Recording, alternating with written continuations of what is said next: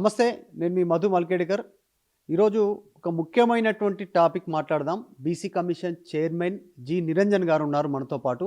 ఏదున్నా నిర్మోహమాటంగా, నిక్కచ్చిగా మాట్లాడేటువంటి అలవాటు. ఆయన గతంలో పార్టీలో ఉన్నా, ఇప్పుడు జ్యుడిషియరీ పోస్ట్‌లో ఉన్నా. ఏ పొజిషన్‌లో ఉన్నా కరెక్ట్‌గా, నిజాయితీగా, నిక్కచ్చిగా మాట్లాడేటువంటి అలవాటు ఉంది ఆయనకు.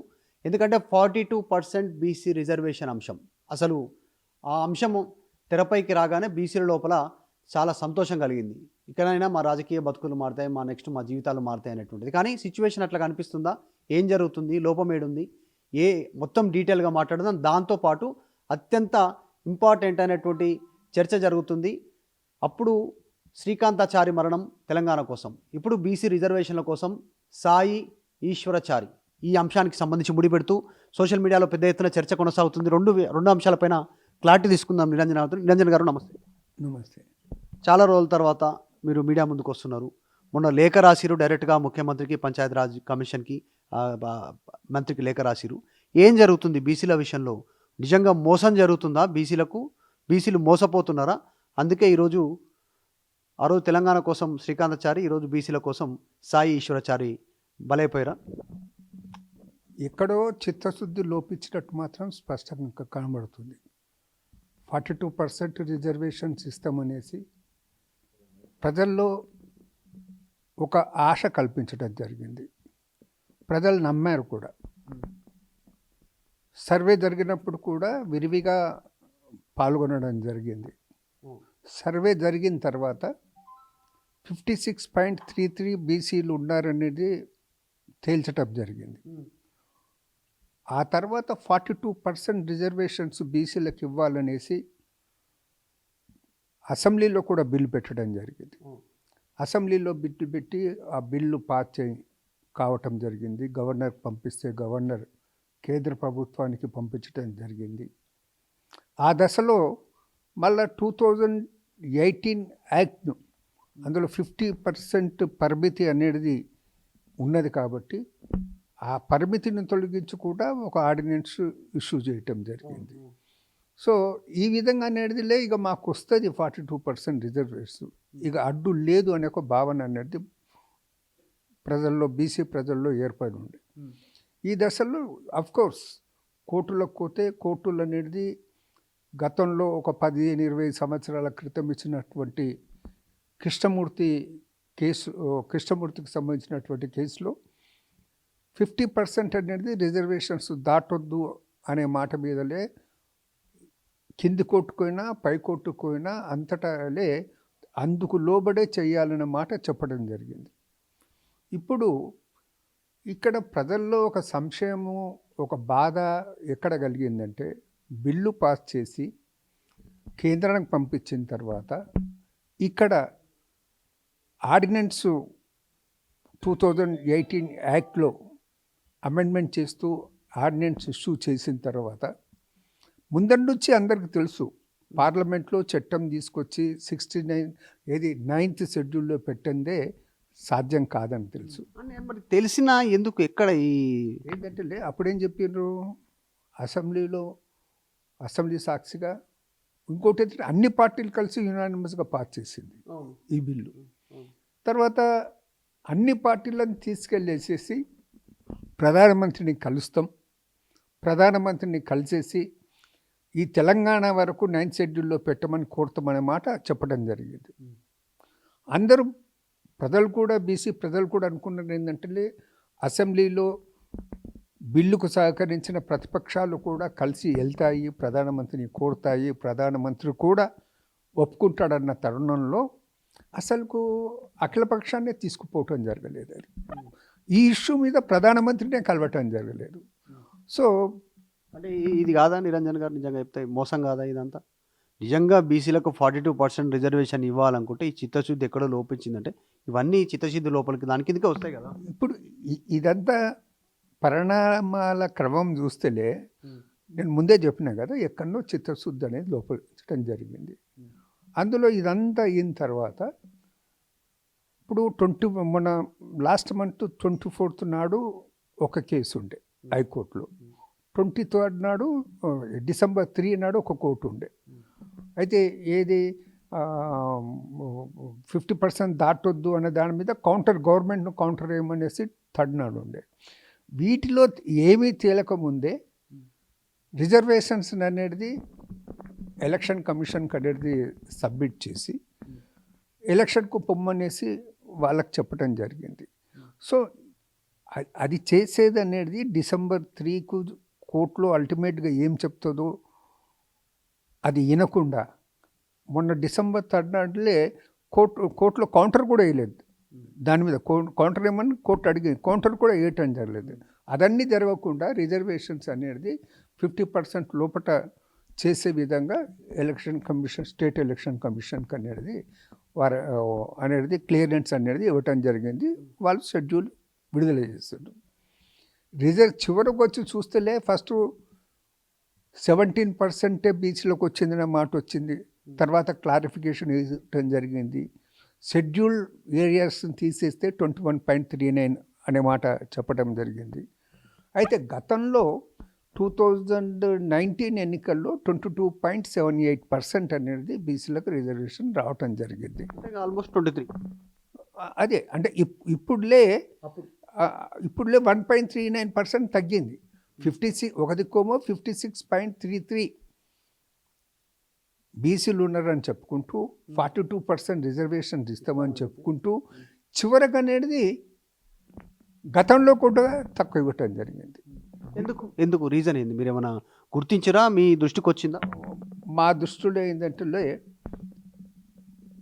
ఎక్కడనో రిజర్వేషన్లు ఖరారు చేసే ప్రక్రియలో లోపం జరిగింది. వాంటెడ్లీ జరిగిందా లోపం? అది విచారిస్తే తెలుస్తుంది. గవర్నమెంట్ కూడా కోరింది ఏంటంటే అంటే బీసీ కమిషన్ తరఫు నుంచి ఇది ప్రజలకన్నా ఇది మింగులు పడతలేదు అంటే ఎందుకు తక్కువ అయ్యింది, ఈ విషయంలో ఒక క్లారిటీ కావాలి. ఆ క్లారిటీ కావాలంటే ఎలక్షన్స్ అనేది నిలుపుదల చేసి ఏదైతే రిజర్వేషన్స్ను ఖరారు చేసే ప్రక్రియ ఉందో ఆ ప్రక్రియను ఒకసారి ఒక కమిటీ, హై లెవెల్ కమిటీ వేసేసి ఒకసారి పునరాలోచన చేసి నిర్ణయం చేయమని చెప్పడం జరిగింది. అయినా ఐజిటీస్ అనేది పోవటం జరిగింది. ఇప్పుడు ఎలక్షన్స్ ఆల్రెడీ 3 షెడ్యూల్స్ కూడా ఎలక్షన్స్ అనేది నామినేషన్స్ పర్వం అనేది కంప్లీట్ అయిపోయింది. ఇప్పుడు 11, 14, 17కి ఎలక్షన్స్ కూడా జరగబోతున్నాయి. సో అర్థం కాని అందులో ఇంకో గ్రేట్ మిస్టేక్ ఏంటంటే జీవో నంబర్ 46 ద్వారా అనేది ఎన్నికల ప్రక్రియ మొత్తం జరుగుతుంది. ఎన్నికల కమిషన్ కూడా దాని ఆధారంగానే ఎన్నికల షెడ్యూల్ని విడుదల చేయడం జరిగింది. జీవో నంబర్ 46లో డెడికేటెడ్ కమిషన్ అనేది బీసీ, ఎస్సీ, ఎస్టీ రిజర్వేషన్స్ను ఖరారు చేసింది. ఏ సీట్ల మీద రిజర్వేషన్స్ చేయాలనో ఇండికేట్ చేసిందన్న వర్డ్స్ మెన్షన్ ఉంది. అది టోటల్లీ రాంగ్. అది అంటే ఎందుకు రాంగ్? ఏం జరిగింది? డెడికేటెడ్ కమిషన్ యొక్క పరిధి ఓన్లీ బీసీల రిజర్వేషన్లను ఖరారు చేయటం వరకే, జనాభా ప్రాతిపదిక. Only for BC, not for SC, STs. అది మెన్షన్ చేయడం వల్ల ఈరోజు ఇబ్బంది కూడా ఉంది. ఇట్లాంటి కోర్టులో నిలవలేకపోయింది. కాదు, కోర్టులు అది కూడా పట్టించుకోలేదు. ఓకే, కోర్టులు అనేది జీవో నంబర్ 46లో ఆ తప్పిదం ఉన్న విషయాన్ని కూడా కోర్టులు పట్టించుకోలేదు. ఏది అందులో ఒక జీవోలో ఒక తప్పు ఉంటే ఆ జీవో నిలుస్తుందా?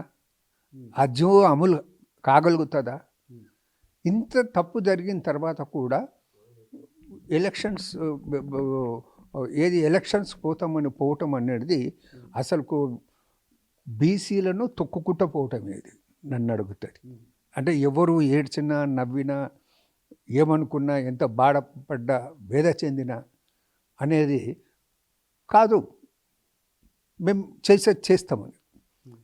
గతంలో తెలంగాణ ఎడ్యుకేషన్ టైంలో కూడా ఏది చిదంబరం గారు అప్పుడు హోంమంత్రి, ఆయన తెలంగాణ గురించి డిసిషన్ను ఓవర్నైట్ అవుతుంది, రాత్రికి రాత్రి డిసిషన్ అవుతుందా అనేసి ఆయన అన్నాడు. ఆయన కామెంట్, ఆ కామెంట్ విన్న తర్వాత విద్యార్థులు ఎందులో ఆందోళనలకు చెందటం జరిగింది. నేను కూడా ఓపెన్గా నేను అప్పుడు ప్రశ్నించడం జరిగింది. ఎన్ని రాత్రులు కావాలి మీరు ఓవర్ నైట్ అంటున్నారు కదా, మీకు ఎన్ని రాత్రులు కావాలి డిసిషన్ తీసుకోవటానికి? శ్రీకాంత్ సార్ గారు లాంటి యువకులు అనేది అప్పుడు అనేది ఆత్మహత్యలు చేసుకోవటవి ఇవే ప్రేరేపణ, అటువంటి వ్యాఖ్యలే ప్రేరేపణ జరిగింది.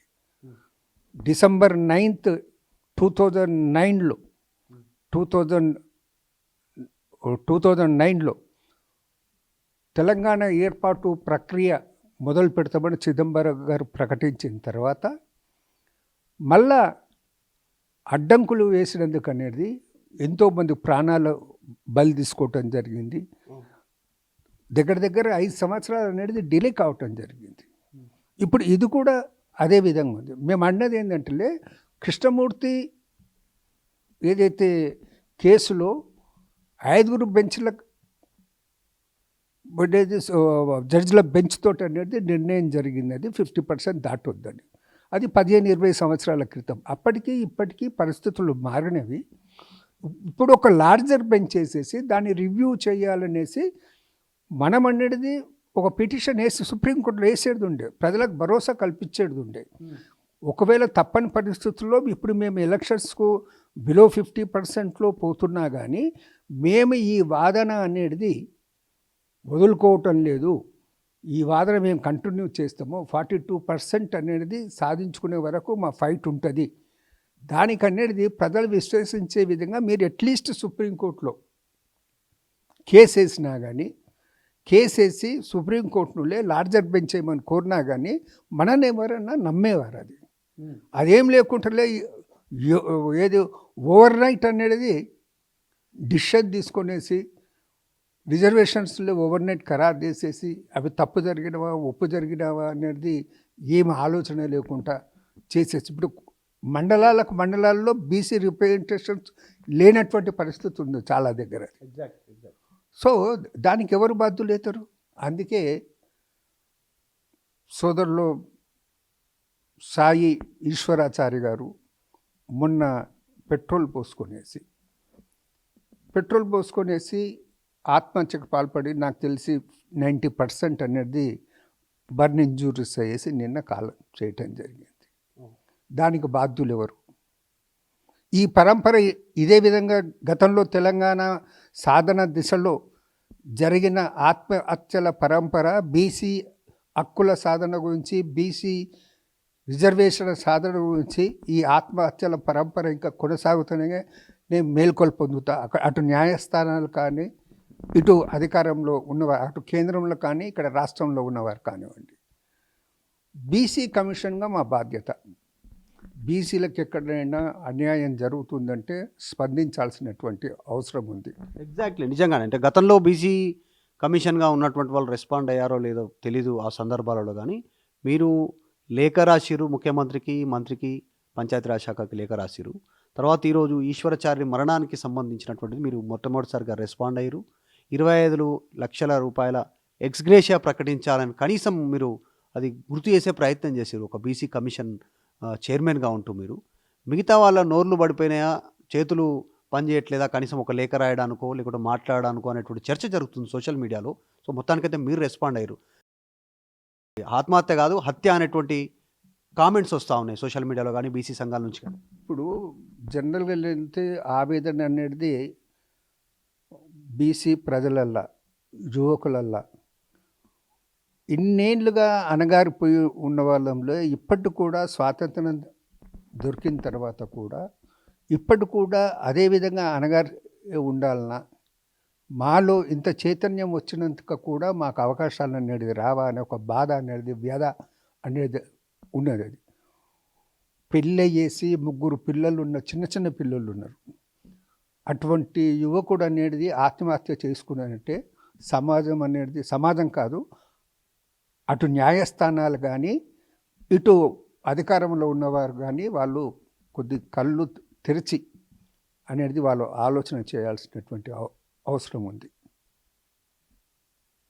లేఖ రాసిరు, ఎందుకు అనిపించింది లేఖ రాయాలని? మీరు రాయకపోయినా కూడా నడుస్తుంది, మీరు అందరు మా బాధ్యత అని. బాధ్యత అయినప్పుడు కూడా ఏ సమయంలో ఎప్పుడు రాయాలనిపించింది ఆ ఇన్సిడెంట్ జరుగుతున్న బీసీ రిజర్వేషన్ల అంశంలో అమలు కాకపోవడం, జరుగుతున్న పరిణామాలు, కోర్టు ఇవన్నీ విచారణ ఎందుకు అనిపించింది? ఏ సందర్భంలో ఎట్లా రియాక్ట్ కావాలి? ఇప్పుడు మాది బీసీ కమిషన్ అనేది ఏర్పాటయిన తర్వాత 6th సెప్టెంబర్ 2014కు మా కమిషన్ ఏర్పాటయ్యింది. తర్వాత 9th సెప్టెంబర్కు మేము ఛార్జ్ తీసుకున్నాం. అప్పట్లో డెడికేటెడ్ కమిషన్ బాధ్యతలు కూడా మాకే ఉండేవి. సో ఆ తర్వాత కొందరు కోర్టుకు పోయినందుకు ఇది రిజర్వేషన్లు ఖరారు చేయటానికి ఏది వేరే డెడికేటెడ్ కమిషన్ కావాలంటే మేము కూడా లేదు, అభ్యంతరం లేదు, రిజర్వేషన్స్ ఖరారు కావటం మనకు ముఖ్యము, వేస్తే వేరే డెడికేటెడ్ వేయండి అన్నమాట. మేము కూడా ఓపెన్ హార్టెడ్లో చెప్పింది, డెడికేటెడ్ కమిషన్ వేయటం జరిగింది. అంతకు ముందే డెడికేటెడ్ కమిషన్ ఏర్పాటు కాకముందే 9th అక్టోబర్ నాడు ముఖ్యమంత్రి గారి దగ్గర సమావేశం జరిగింది. ఈ రిజర్వేషన్స్ జాబితాలో వచ్చేవారి సంఖ్యను నిర్ధారించడానికి ఆఫీసర్స్ అందరూ కూడా ఓటర్స్ లిస్టు ఆధారంగా చేయాలన్నమాట చెప్పింది. అయితే మేము బీసీ కమిషన్ అబ్జెక్షన్ రేజ్ చేసింది. ఓటర్స్ లిస్టు ఆధారంగా చేస్తే ఈ బిఎల్ఓలు కానీ ఆఫీసర్స్ కానీ ఎక్కడో కూర్చొని ఓటర్స్ లిస్ట్ మీద బీసీలు కానోళ్ళను కూడా బీసీ అని టిక్ పెట్టడము, బీసీలు ఉన్నవారిని కూడా టిక్ పెట్టకపోవటం జరుగుతుంది. కాబట్టి డోర్ టు డోర్ పోయేసి చేస్తేనే అది శాస్త్రీయంగా ఉంటామా అన్నమాట చెప్తేనే ముఖ్యమంత్రి గారు కూడా దాన్ని యాక్సెప్ట్ చేయటం జరిగింది. ఇమ్మీడియట్గా డోర్ టు డోర్ పోయి చెయ్యాలి. అప్పుడు డెడికేటెడ్ కమిషన్గా బాధ్యత మాదే కాబట్టి మమ్మల్నే చేయమన్నారు. మేము అప్పుడు మీటింగ్లో చెప్పిందంటే మా దగ్గర అంత సిబ్బంది లేదు, మీరు ఏదో ఒక డిపార్ట్మెంట్ కప్ప చెప్తే మేము పర్యవేక్షణ చేసేసి అది ఫుల్ఫిల్ చేస్తామని చెప్పడం జరిగింది. అప్పుడు ప్లానింగ్ డిపార్ట్మెంట్ అనేది చేస్తుంది అనమాట అప్పట్లో ఉన్నటువంటి చీఫ్ సెక్రటరీ గారు చెప్పడం జరిగింది. ఎంతమంది సిబ్బంది అవసరం అవుతారంటే 90,000 to 1 lakh వరకు అవసరమవుతుంది. ముఖ్యమంత్రి గారు కూడా చెప్పడం జరిగింది. ప్లానింగ్ డిపార్ట్మెంట్ దగ్గర అంత సిబ్బంది లేకుండా కానీ మిగతా అన్ని డిపార్ట్మెంట్లకు తీసుకొనేసి మీరు చెయ్యండి అన్నమాట చెప్పడం జరిగింది. మేము కూడా బీసీ కమిషన్ మేము కూడా ప్రతి డిస్ట్రిక్ట్ ఉమ్మడి జిల్లాల్లోకి వెళ్ళి మేము అనేది దాన్ని ఏది బహిరంగ విచారణ చేసి ఈ ప్రక్రియ కూడా ఎన్యూమరేషన్ ప్రక్రియ ఎట్లా జరుగుతుంది, ఎట్లా అనేది సమాచారాన్ని క్షిప్తం చేస్తున్నారు, అవన్నీ అనేది పరిశీలించడం జరిగింది. మా ఎక్సర్సైజ్ ఇదంతా కూడా ఉన్నది కాబట్టి ఇక్కడ ప్రభుత్వం యొక్క స్పందన కూడా బాగానే ఉంది. వాళ్ళు కూడా చురుకుగా ఇన్వాల్వ్మెంట్ చేసే ప్రయత్నం చేస్తున్నారు. చివరి వరకు మేమనేది ఇది 42% ఇంప్లిమెంటేషన్ అవుతుందని ఆశలనే ఉంటుంటివి. కానీ చివరికి ఇలా జరుగుతుందని మేము ఊహించలేదు. అది కూడా ఉన్న పలానా పిడుగుపడ్డట్టు చేసిండదు. పిడుగు పడితే ఎక్కడ దగ్గర చెల్లా చెదరం ఎట్లయిపోతుందో పిడుగు లాంటి వార్తను అనేది బీసీలకు వినిపించడం జరిగింది. అది ఏముందన్న పిడుగు లాంటి వార్త వల్ల నష్టం ఎవరి వల్ల జరిగింది అనుకుంటున్నారు? చెప్పాను కదా, చిత్తశుద్ధి అనేది ఎక్కడో లోపించింది. చిత్తశుద్ధి అంటే ప్రభుత్వం అంటే రేవంత్ రెడ్డి దగ్గర చిత్తశుద్ధి లేదు కాదు. రేవంత్ రెడ్డి గారు ముఖ్యమంత్రి, నేను బీసీ కమిషన్ చైర్మన్గా ఒక వ్యక్తి గురించి అది కాదు, వ్యవస్థ గురించి నేను మాట్లాడుతుంది. వ్యవస్థలో ఉన్నవారు వారనేది వాళ్ళ యొక్క చిత్తశుద్ధి అనేది నిరూపించుకోలేకపోయింది. రేవంత్ రెడ్డి కదా, ఇప్పుడు రేవంత్ రెడ్డి స్టేట్మెంట్ చేయగానే పాలాభిషేకాలే జనరల్గా ఇప్పుడు ప్రతిపక్షాలు బీసీ సంఘాలు ఆరోపణ చేస్తున్నాయి ఆయననే. ఇప్పుడు గతంలో గెలవగా ఈ స్టేట్మెంట్ ఇవ్వగానే పాలాభిషేకాలు, ర్యాలీలు, పెద్ద పెద్ద పొగడ్తలు, పూలదండలు, అందరూ వెళ్ళి అభినందించడము, ఆయనతో ఫోటోలు దిగడము, పూలదండలు వేయడం, బొకేలు ఇవ్వడము, ఇవన్నీ జరిగినాయి. మరి ఇప్పుడు ఇంప్లిమెంట్ కానటువంటి సిచ్యువేషన్లో వాళ్ళందరూ కూడా మాట్లాడాలి కదా అనేటువంటి క్వశ్చన్ రైజ్ అవుతుంది. అందులో భాగంగా నేను అనేది ఏంటంటే, ఇప్పుడు మీరు చెప్పింది వాస్తవం, అది నేను కూడా చూసిన. అందరిలే బిల్ పాస్ కాగానే పోవటం జరిగింది, అభినందించడం జరిగింది, అవన్నీ ఎక్సర్సైజ్ జరిగింది. సో ఇంత ఓప్స్ క్రియేట్ చేసిన తర్వాత ఒకవేళ చేయలేని పరిస్థితి ఉంటే ఎవరైతే మనల్ని అభినందించడానికి అభినందించారో వాళ్ళని పిలుచుకొని కూర్చుండబెట్టుండో, ఈ పరిస్థితుల్లో ఇది చేయలేకపోతున్నాం, ఈ 42% సాధించడానికే ఈ పద్ధతిలో పోదాం, ప్రస్తుతానికి మాత్రం సెంట్రల్ గవర్నమెంట్ నుంచి వచ్చే ఫండ్స్ కూడా రానటువంటి పరిస్థితి ఉంది.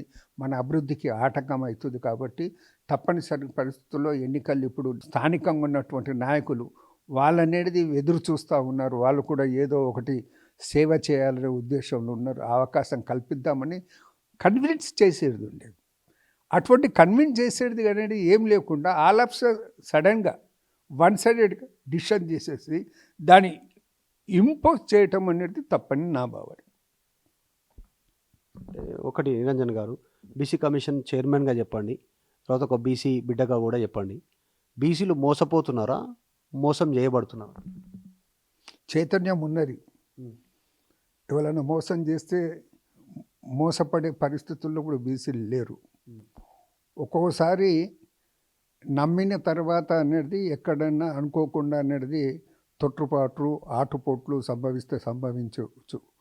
కానీ ఆ ఆటుపోట్లను తట్టుకునేసి అనేది బీసీలు ఇప్పుడు చైతన్యవంతులు అయ్యారు. కాబట్టి వాళ్ళ యొక్క లక్ష్యం సాధించే వరకు కలిసికట్టుగా ముందుకు పోయే పరిస్థితి ఉంది. కలిసికట్టుగా ముందుకు పోవాలి. నేను విజ్ఞప్తి చేసేది బీసీ సోదరులకు అందరికీ, యువకులకు ముఖ్యంగా. నిన్న ఈశ్వరాచారి గారు ఆవేదనతో ఒక ఆత్మహత్య చేసుకునే ప్రయత్నం చేసి చనిపోయటం జరిగిందో ఆ విధమైన సాహసం అనేది చేయకూడదు. దాంతో లభించేది ఏం లేదు. మన మీద ఆధారపడి మన కుటుంబం ఉన్నది, మన పిల్లలు ఉన్నది, మన పిల్లల భవిష్యత్తు ఉంది. నువ్వు ఏదో పని చేసుకుంటున్నావు, కుటుంబాన్ని గడిపించుకునే పరిస్థితుల్లో ఉండి ఈ విధంగా మాత్రం ఎవరు చేయొద్దనేసి నేను వారికి చేతులెత్తి వారికి నమస్కరిస్తాను. వాళ్ళ కుటుంబానికి సంబంధించి మీరు అన్న 25 లక్షల ఎక్స్గ్రేష్ అయ్యాలనేటువంటిది అసలు గవర్నమెంట్ నుంచి ఒక ప్రకటన లేదు. వాస్తవానికి చెప్పాలంటే ఇప్పటివరకు ఏదైనా చిన్న ఇన్సిడెంట్ జరిగితే ఏదైనా దాని మీద మంత్రులు, ప్రభుత్వము ప్రకటనలు చేస్తారు, ట్వీట్ చేస్తారు, ఏదో ఒక రూపంలో వీడియో రిలీజ్ చేస్తారు. అట్లాంటి పరిస్థితి లేదు. ఎందుకు వచ్చింది అనుకుంటున్నారు? అంటే దీన్ని కావాలని సైడ్ అప్ చేద్దామనేటువంటి ఆలోచనలు ఏమైనా ఉన్నాయా? ఎందుకు చనిపోతే తప్పేముంది, మాట్లాడవచ్చు, ప్రకటన చేయొచ్చు, రావచ్చు, స్టేట్మెంట్ అంటే నాలో కూడా ఒక ఆవేదన ఉన్నది. ఒకట రిజర్వేషన్స్ అనేది ఆల్ ఆఫ్ సడన్గా అనేది చేసే ప్రయత్నం చేయకుండా, పరిస్థితులు ఎక్స్ప్లెయిన్ చేసే ప్రయత్నం చేయకుండా రిజర్వేషన్లు అంటే తగ్గించడం జరిగింది. రిజర్వేషన్ ఖరారు చేసినప్పుడు అవి సరిగ్గా జరిగినవా లేదా అని కూడా అజమాయిషి లేకుండా, పునఃపరిశీలన చేయకుండా అనేది గోయడ్ అనేసి పోవటం జరిగింది. అదొకటి ఆవేదన నాకు ఒకటి. ఇంకొక ఆవేదన ఏముందంటే, మొన్న ఈ సాయి ఈశ్వరాచారి గారు ఆయనలే పెట్రోల్ పోసుకునేసి ఆయన ఆత్మహత్యకు పాల్పడ్డాడు అని తెలిసిన తర్వాత నాట్ ఓన్లీ లీడర్స్, ప్రతిపక్షాల మాట డిఫరెంట్, వాళ్ళ పని అదే, వాళ్ళు చేస్తారు అది. వాళ్ళు కానీ నాయకులు ఇన్ని రోజులు మేము బీసీలకు అది చేస్తాం ఇది చేస్తాం చెప్పిన నాయకులు, 42% రిజర్వేషన్ ఇస్తామని చెప్తున్న నాయకులు ఎవరు అసలు దాని గురించి పట్టించుకున్న నాయకులు లేడు. వాళ్ళే కాదు, మీడియాలో కూడా ఎంతనైతే రావాలనో ఆ వార్త అంత వార్త అనేది కనబడలేదు. ఆ తర్వాత నిన్న చనిపోయిన తర్వాత కూడా పెద్ద పట్టించుకునే నాదుడే లేదు. ఒక్క ప్రకటన లేదు. ఈరోజు మేము డిప్యూటీ సీఎం అడిగితే డిప్యూటీ సీఎం మైక్ తోసేసుకుంటూ వెళ్ళిపోయిండు. మంత్రుల నుంచి ఇంకా వేరే మంత్రుల నుంచి రెస్పాండ్ లేదు. ముఖ్యమంత్రి నో రెస్పాన్స్. సో అదే బీసీల్లో ఉన్న ఆవేదన. బీసీల్లోనే కాదు, బీసీ కమిషన్ చైర్మన్ కూడా నాలో కూడా ఆవేదన ఉంది. నిండు ప్రాణం పోయిన తర్వాత మనస్ఫూర్తిగా అనేది మన ఆవేదన తెలపాల్సినటువంటి బాధ్యత. చొరవ చూపుకొనేసి వాళ్ళకు ఆ కుటుంబాన్ని ఆదుకుంటాం అనే మాట చెప్పటం, ధైర్యం ఇవ్వటం అనేది చాలా అవసరం. డిమాండ్ చేసిరు లేకపోతే ఏమైనా రాస్తారా ప్రభుత్వానికి? ఇప్పటికైతే ప్రభుత్వం దృష్టికి తీసుకొచ్చి మాట్లాడి చెప్పడం జరిగింది. ఎంతవరకు స్పందిస్తారో చూద్దాం. మీరు గతంలో రాసిన లేఖకి, పంచాయతీరాజ్ మినిస్ట్రీకి ముఖ్యమంత్రి రాసిన లేఖకి ఈ బీసీ రిజర్వేషన్ అంశం ఏమైనా రిప్లై వచ్చిందా? అక్కడ నుంచి రిప్లై వస్తుందని కూడా నేను ఆశించటం లేదు. చేసిన తప్పు మాత్రం స్పష్టంగా కనబడుతుంది. కనీసం 42% రిజర్వేషన్ అమలవుతుందా? ఈ ప్రభుత్వ హయాంలో ఈ ప్రభుత్వ టర్మ్లో? కానీ ఇప్పుడే నెక్స్ట్ ప్రభుత్వంలో ఎలక్షన్లు వస్తాయి మళ్ళా. ఇది 5 ఏళ్ల టర్మ్. ఇప్పుడు అంటే మోసపోయినట్టే కదండి బీసీ. ఇప్పుడు నేను చెప్పేది ఏంటంటే ఇది 5 ఏళ్ల టర్మ్. నెక్స్ట్ ప్రభుత్వం ఏర్పడిన తర్వాత అప్పుడు అనేది మళ్ళీ ఎలక్షన్స్ వస్తాయి, పంచాయతీ ఎలక్షన్స్. అప్పటి వరకు మాత్రంలే ఇది అబౌవ్ 50% అయితే వచ్చే సమస్య లేదు. Right, thank you so much అండి నిరంజన్ గారు. బీసీ కమిషన్ చైర్మన్ ఆయన ఆవేదన వ్యక్తం చేస్తారు. ఎందుకంటే బీసీ కమిషన్ చైర్మన్గా, ఒక బీసీ కమిషన్గా రెస్పాండ్ కావాల్సినటువంటి బాధ్యత ఉంది. మొదటి నుంచి చెప్తున్నట్టుగానే స్టార్టింగ్లో 42% రిజర్వేషన్ అనగానే బీసీలు సంతోషపడ్డారు. ఏదో ఒక రూపంలో బీసీలకు ఒక చేయూత లభిస్తుంది రిజర్వేషన్ వల్ల, రాజకీయంగా ఇంకా అన్ని విద్యా ఉపాధి అన్ని రంగాల్లో నిలదొక్కునేటువంటి ఆనందపడ్డ మాట వాస్తవం దాంట్లో. ఎందుకంటే బీసీ సంఘాలంతా ఒక్కతాటిపైకి వచ్చాయి, బిల్లుకు మద్దతు తెలిపాయి అన్ని పార్టీలు. ఆ ప్రకటన చేసిన తర్వాత, బిల్లుల తర్వాత రేవంత్ రెడ్డికి పాలాభిషేకాలు, పూలాభిషేకాలు, మాలాభిషేకాలు అన్నీ జరిగినాయి. మొత్తం గుంపులు నిలబడి చుట్టుముట్టు ఫోటోలు దిగిరు, గ్రూప్ ఫోటోలు, షేక్ హ్యాండ్లు ఇచ్చిరు, ఫోటోలు దిగడానికి పోటీ పడ్డారు, పెద్ద ఫ్లెక్సీలు వేసుకురు, పెద్ద సమావేశాలు ఏర్పాటు చేసుకురు. గత ప్రభుత్వంలో అమలైనటువంటి దాదాపు 23% నియర్లీ, కనీసం ఆ 23% యథావిధిగా కూడా ఈ ప్రభుత్వంలో ఇంప్లిమెంట్ చేయకపోగా 17% దాన్ని కుదించడంతో పెద్ద ఎత్తున ఒక అంతర్మదనం చెందుతూ ఉన్నారు బీసీలంతా కూడా తెలంగాణలో. దీనిపైన ఆవేదన ఉంది. ఒక్కటి మాత్రం చాలా స్పష్టంగా కనిపిస్తూ ఉంది అంటున్నారు బీసీ కమిషన్ చైర్మన్, చిత్తశుద్ధి లోపించింది అనేటువంటి స్టేట్మెంట్ చేస్తూ ఉన్నారు. ఇప్పుడు వాళ్ళు ముందుకు రావాలి, బీసీలకు 42% రిజర్వేషన్ ఇస్తాం అనేటువంటి హామీ, భరోసా బహిరంగ సభల్లో మాట్లాడిన వాళ్ళు ఈరోజు ముందుకు రావాలనేటువంటి స్టేట్మెంట్ చేస్తూ ఉన్నారు.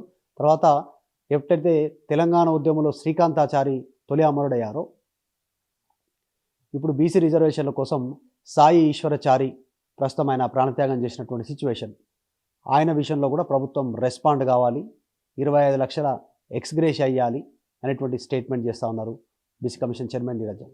వీడియో జర్నలిస్ట్ గణేష్తో Madhu Malkedkar, Hyderabad. Local to global news at your fingertips. మీ చేతిలో ఒక ఆయుధం. Download R TV app. Media legend Ravi Prakash is back.